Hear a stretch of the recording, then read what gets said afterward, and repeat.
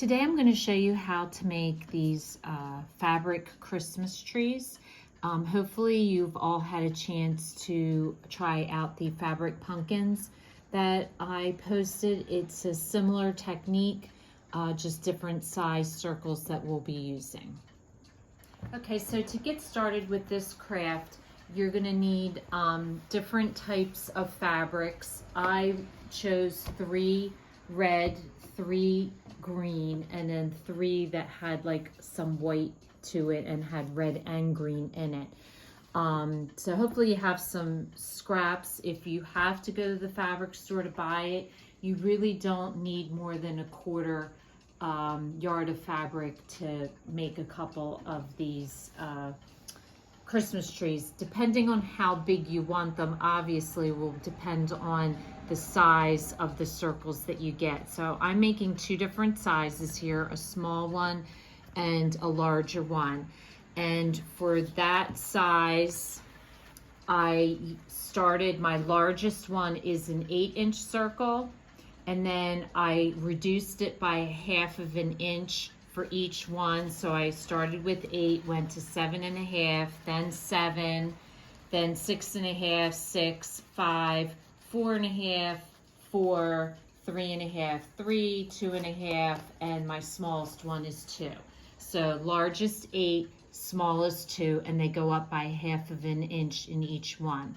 Now for my smaller one, I used the exact same circles, only I just reduced it by a couple of the larger ones. Now the other things that you're going to need, if you do decide to do this size, the best thing that works for the base is a spool of thread, and for the larger ones I used the taller spools, and for the smaller ones I used like the standard size spool. I also used gold ribbon.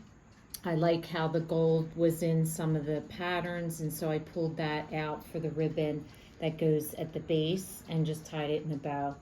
And then you're going to need some thread, just any color thread, because you don't see the thread underneath, so it really doesn't matter. So if you have a thread you're trying to get rid of, just go ahead and use it. Skewers, 1 skewer for each tree. And then I chose to do my stars in the top using, again, the gold. I'm pulling out the gold in the ribbon and the gold in the star. But you could also use felt. The only thing I would not use is anything hard. You need something that's soft so that you can kind of push it together. So either a fabric or a paper would work best for that. You're going to need a needle, some fabric scissors, some regular scissors, and to cut the skewers, I'm just using wire cutters, but whatever you have. And then if you're going to make a whole bunch of these, my recommendation is that you put your stencils onto cardboard. It just makes the job go a lot easier. So I printed out circles on my computer, and then I stick them to cardboard and cut them out. So that way I have one of each kind. Now I really liked these 2 combinations that I did. I bought a whole bunch of fabrics, but I found that I really like using 4 patterns and kind of varying the red, the green, and something with white in it. So here I used 4, and you'll notice that I started and ended with the same pattern because it's an uneven amount.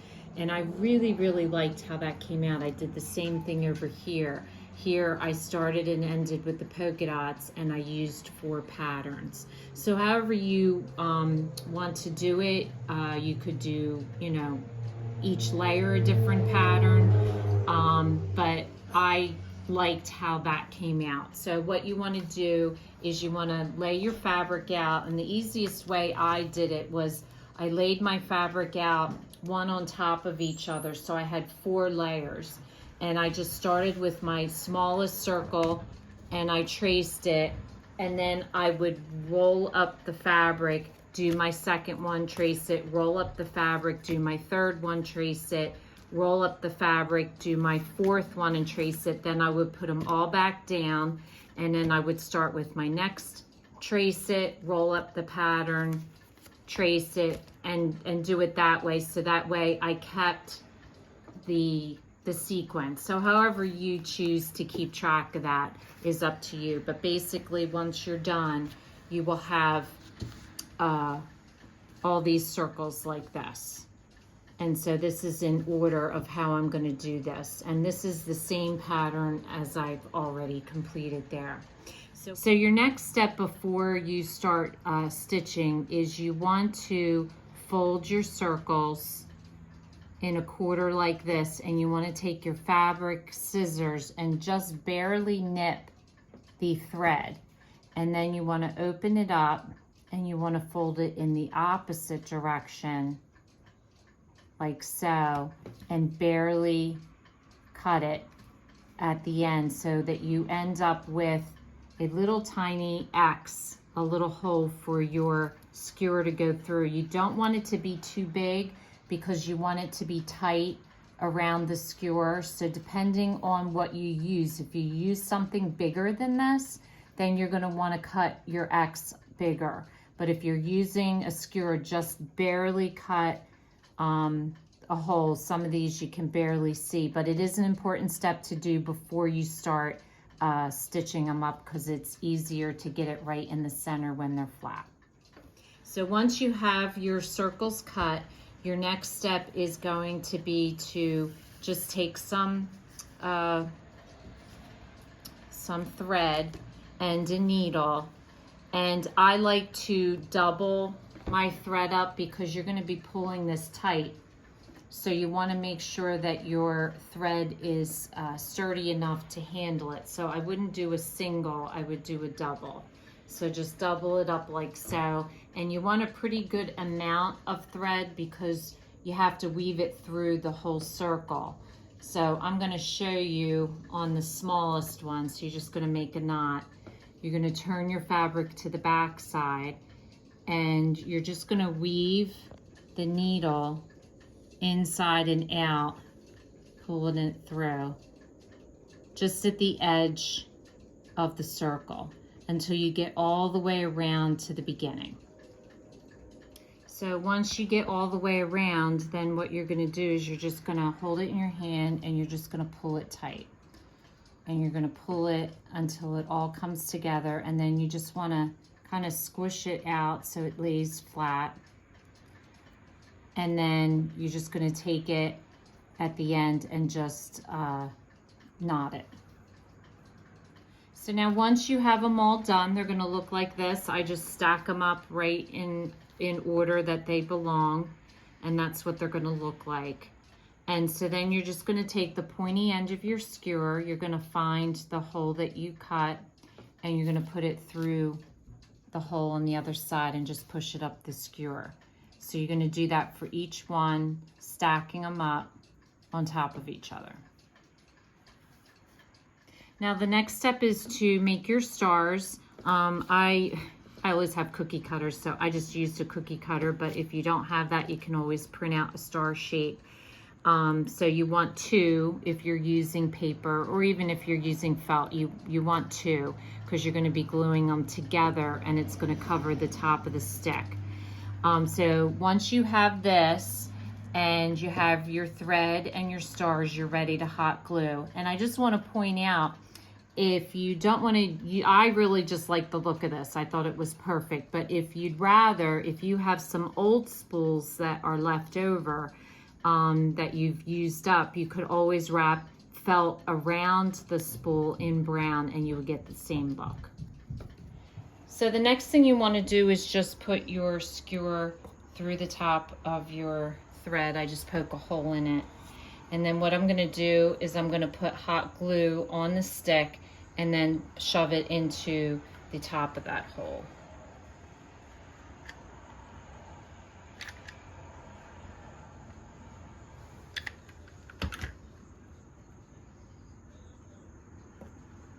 And then push your fabric down. Not too tight, but tight enough that it secures to the bottom. Now you're going to cut the top off, and you just want to leave enough so that you can secure the star at the top with some of it. And the very top layer, I actually kind of play with it and push it upward, because I like that the top layer is kind of more like a tip pointing upward than flat. So I just kind of squish it up like that before I glue my star down. Now for the star, stars are funny because sometimes you have to move them around and make sure that it's the right way. But what I'm going to do is I'm going to glue a little bit on the inside of the top and glue it together just at the top so that I can make sure that it's even. I might have to do a little bit of trimming, and you typically do with stars because they're just hard to get exactly the same.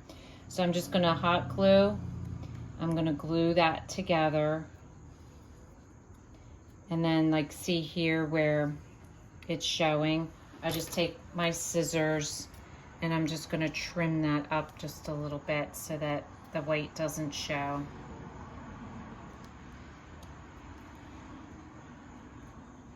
Okay, once you've trimmed it, then all you're going to do is put a little hot glue right at the tip.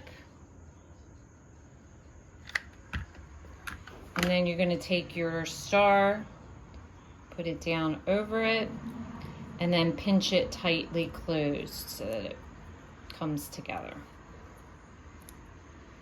So the last step would be to tie a bow around the thread. So the first thing I do is tie it into a knot so that it doesn't loosen up, because it's hard to tie a small bow if you're trying to keep it tight. So I tie a knot first and then I tie it into a bow. So I think these will be cute on a mantle or anywhere on a table, just as a decoration. Do a couple big, a couple small. And like I said, you can enlarge them or make them smaller depending on the size of your circles. So if this is your first time watching, welcome. And please don't forget to subscribe. If you want to receive future notification of posts, hit the bell. And if you like our video, please give us a thumbs up. Thanks for watching, and we'll see you again soon.